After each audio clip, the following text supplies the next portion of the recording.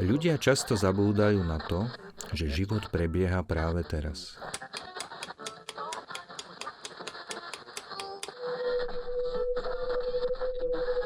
Radšej veľmi premýšľajú nad tým, čo bude.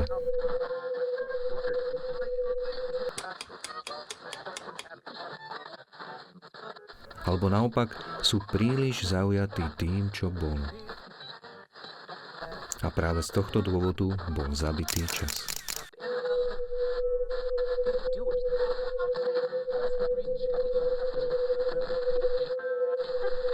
Bojíš sa toho, čo príde? Čo sa stane? Bola to tvoja vina? Čo sa stalo? Prečo sa to pokazilo? Prečo to tak bolo? Ostalo to tu? Zachránil by si Čo ich? si mohol Bola to zmeniť? tvoja vina? Kto za to mohol? Prečo si ostal sám? Vrátili by sa Prečo späť. sa stále Čo sa pozeráš stalo? späť? Spravil si niečo zlé. To zavinil. Čo by si Už sa urobil nič inak? nedá spraviť. Čo ťa čaká? Pokrok nezastavíš. Máme nejakú budúcnosť. Čoho sa tak Pred čím bojíš? sa schovávaš? Čo sa stane? Prečo všetko Čo plánuješ? si myslíš, že sa stane? No čas možno nebol jediný zabitý. Zabitý bol aj život. Má význam utekať? Čo budeš robiť? Prečo sa bojíš neznáme? Mení sa Čo niečo? čakáš, že sa stane?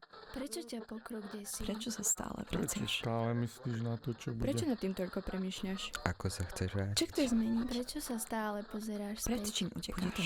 Lebo prehnané plánovanie a strachovanie sa o to, čo bude zajtra, o týždeň, o 10 rokov, alebo utápanie sa v tom, čo bolo včera, pred rokom, pred 20 rokmi, to v skutočnosti zabíja náš čas na tomto svete.